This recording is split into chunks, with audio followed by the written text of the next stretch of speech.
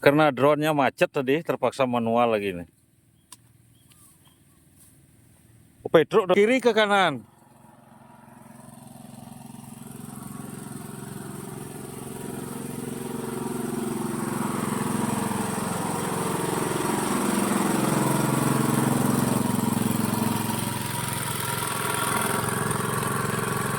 Hijau aku, come main, come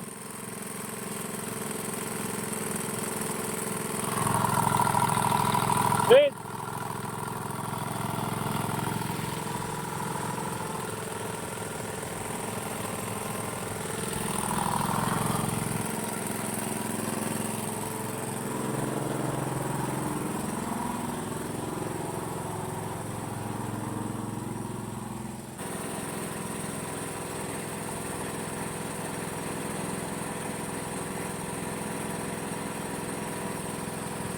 Ya, selamat siang, Om Swastiastu. Kebetulan kami tadi lewat di perkebunan ini. Ini kebun punya Bapak Wayan Budiasa. Kebetulan beliau tadi melakukan penyemprotan yang intinya untuk pencegahan hama wabah. Teman-teman bisa lihat di sini, ya, teman-teman nilai sendiri. Ini. Karena beliau kebetulan pas sudah istirahat, kita akan tanya-tanya pestisida apa yang beliau pakai untuk perawatan pohon durian. Ayo, Om Swastiastu, Bos. Swastiastu, semangat dulu untuk berpetani-petani durian, Tolai, Sausu dan sekitarnya, khususnya Parigi Motong. Tadi kami melakukan penyemprotan ya dengan menggunakan ya arma sasarannya dulu, arma sasaran itu seperti kutu-kutuan, seperti warang dan hama kutu pengisap lainnya. Tadi kami gunakan untuk insektisidanya. Ini yang imidacloprid. Ini yang berbahan aktifnya. Ini tadi kami pakai. Juga kami pakai tadi dengan sagrising, kombinasi dengan sagrising. Ini kontak lambung, ini obat kontak. Tadi fungisidanya kita pakai mankosep aja, sembarang merek yang penting mankosep tadi. Tadi juga kami menggunakan ini bukan M4, ini kebetulan cuma tempatnya aja M4 tadi. Ini ada racikan unsur mikro untuk untuk memperhijau daun, seperti pupuk cair lah sejenisnya. Tapi kami buat dengan meracik sendiri dari unsur mikro yang sudah kami punya SOP tersendiri. Ini tadi kami gunakan untuk 200 liter karena kami baru uji coba menggunakan mesin sancin. Ternyata 200 liter itu tidak cukup untuk tanaman durian sebanyak 150 pohon. Tadi dia sudah habis 600 liter air. Jadi untuk kedepannya berarti kami harus membuat racikan tambahan. Terpaksa tadi itu karena ini tadi kami buat racikan untuk 200 liter air, untuk 2 liter racikan. Tadi kami kami tambahkan, kebetulan barang nggak kepake. Tadi kami pakai paten ini, nggak tahu. Yang satu untuk imun, yang satunya untuk apa nggak tahu, karena ini kebetulan barang promosi juga kan. Daripada mubasir nggak kepake, jadi kami pakai tadi. Ini masih ada, walau sampai kulitnya sampai lapuk-lapuk ini teman-teman. Sampai kulitnya lapuk-lapuk.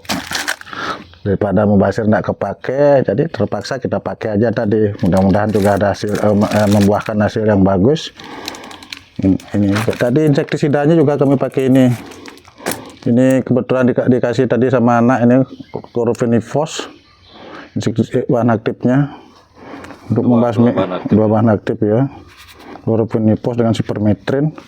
Ini untuk membasmi ulat-ulatan dengan belalang, ini seperti di gambarnya, dengan kupu-kupu putih, termasuk kutu juga.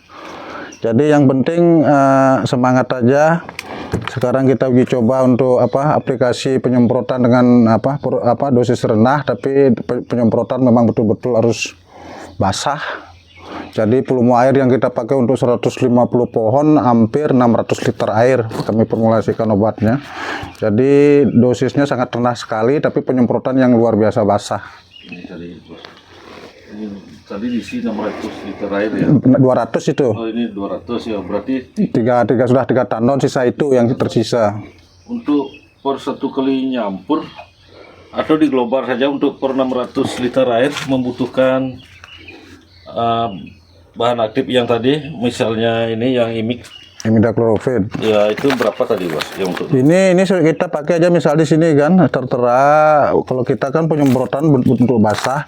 Ini penyemprotan dosisnya 1 gram per mililiter air. Jadi tinggal kita bagi, kita pakai dosis terendah mungkin, kadang-kadang 1 gram per mililiter per liter air. Jadi biasanya kita sampai setengah gram per liter air.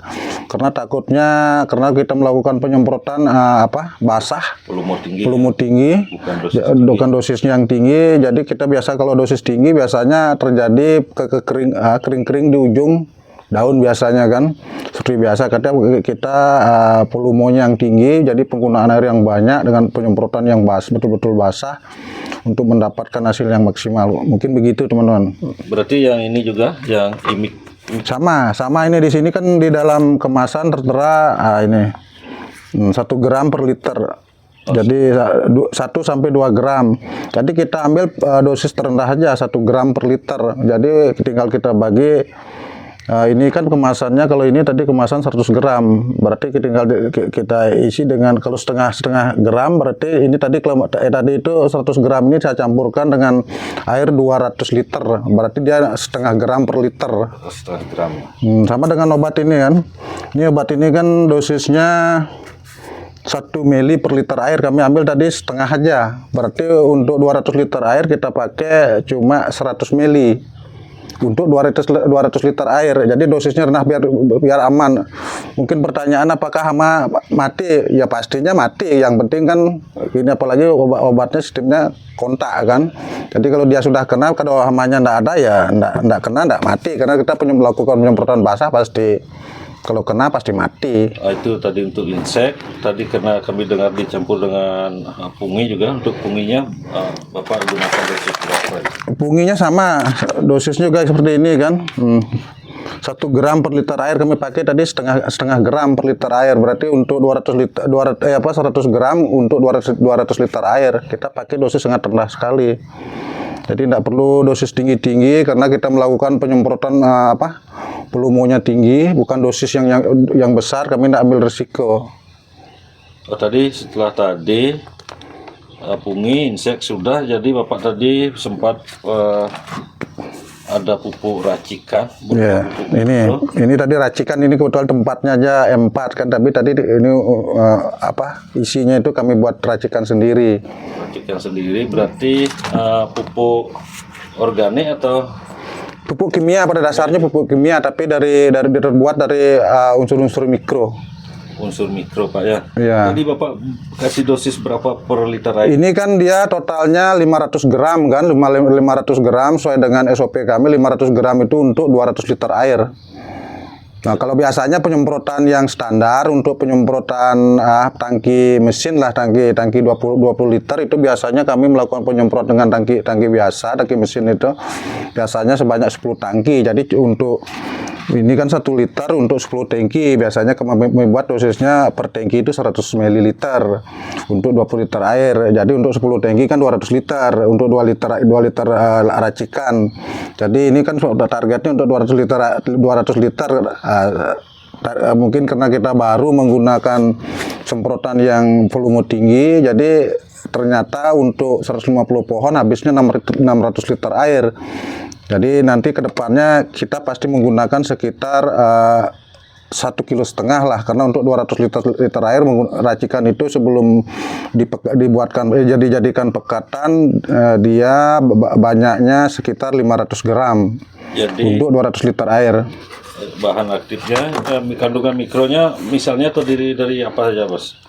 Mikronya itu ada 5 unsur hara mikro. Yang pertama mikro primernya seperti magnesium sulfat, ada magnesium sulfat, ada zinc, ada mangan, ada belerang, Cu, satu lagi pita flek. Nah itu, tapi dengan komposisi yang berbeda-beda sesuai dengan SOP kami. Itu masih kalau mungkin nanti kalau di lain waktu bisa kami buatkan, kalau banyak teman-teman yang pingin bisa dibuat komentar, nanti kami buatkan khusus tutorial membuat racikan dari unsur mikro.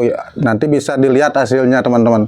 Mungkin ini biasanya kami berturut-turut 3 kali setelah daun muda ini, nanti dilihat kepadatan klorofil daun. Daun itu lebar, hijau pekat. Itu menandakan padatnya hijau daun pada daun kan. Jadi daun itu warnanya hijau gelap. Jadi itu menampakkan padatnya klorofil di daun untuk cadangan makanan gitu teman-teman.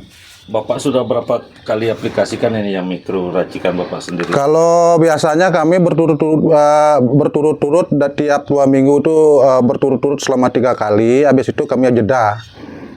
Nanti kelihatan nanti daun muda lagi, kita lakukan penyemprot lagi berturut-turut selama 3 kali. Habis itu kita jeda melihat pertumbuhan daun lagi. Boleh sambil ke review langsung daunnya Pak, hasilnya biar pemirsa ini boleh ini dekat nih. Nah ini contohnya, ini yang aplikasi yang sebelumnya. Nah, ini warna daunnya teman-teman. Nah, kami potong ya. Pekat daun, warna hijau daunnya, warnanya hijau gelap. Nah seperti ini. Ini warnanya hijau gelap dibandingkan dengan tanaman yang tidak menggunakan racikan kami itu. Ini tanpa menggunakan unsur mikro Pak. Ya, unsur mikro itu artinya kelengkapan nutrisi. Kalau di makanan ibaratnya penyedap lainnya gitu. Oh, berarti ini unsur mikro ini racikannya Bapak khusus untuk tanaman masa pertumbuhan atau sudah masuk masa produksi bisa juga dipakai? Masa produksi cuma dia komposisinya yang agak berbeda. Untuk masa pertumbuhan itu unsur haranya tetap sama, tapi komposisinya setiap unsur mikro itu berbeda-beda. Kalau yang untuk pertumbuhan beda ini. Kalau untuk yang pembuahan tetap gunakan, cuma hara-hara tertentu itu ada yang kami tekan, ada yang kami naikkan gitu. Oh, karena tadi kita temanya tapi khusus pencegahan hama wereng Pak ya, dan hama trip-trip lainnya itu. Jadi Bapak berkalanya setiap berapa hari sekali atau mungkin ada di jeda juga? Biasanya rutinnya penyemprotan ya seperti biasa setiap 2 minggu 1 kali. Itu kalau situasinya standar lah, kalau tidak ada serangan seperti biasanya kan pada hari-hari tertentu. Misalnya ini kebetulan kebun kan berdekatan dengan sawah, jadi kadang-kadang di musim panen itu banyak serangan walang sangit. Jadi di saat ada serangan walang sangit itu kita ndak mengikuti SOP, tergantung karena ada serangan emergensi, jadi kita lakukan penyemprotan di luar SOP. Jadi luar jadwal lah. Di luar jadwal. Oke. Untuk hari ini kita cukupkan saja dulu sampai di sini Pak ilmunya. Terima kasih juga atas ilmunya. Nanti kalau memang teman-teman kita butuh arahan lagi, nanti waktunya tolong diluangkan kembali, bosku. Oke, siap. Yang penting teman-teman semangat aja untuk berkebun. Nanti kalau ada hal-hal yang ingin ditanyakan silahkan ditulis di kolom komentar. Nanti kalau view ini penontonnya banyak yang kepingin, nanti kepingin sampai sekian komentar, sekian yang untuk racikannya, nanti saya buatkan khusus tutorialnya. Yang penting teman-teman semangat untuk berkebun, selamat beraktivitas dan sukses selalu. Ini Pak, boleh promo-promo di sini selain Bapak sebagai petani durian, profesi Bapak pembibitan. Kebetulan kami pada dasarnya kami adalah seorang petani kan, jadi kami menggeluti kami adalah pedagang cabai. Kedua kami adalah pembudidaya atau pemodal di khususnya cabai keriting. Kami juga melakukan pembibitan pembibitan pohon-pohon buah-buahan seperti durian, avokat dan lain-lain.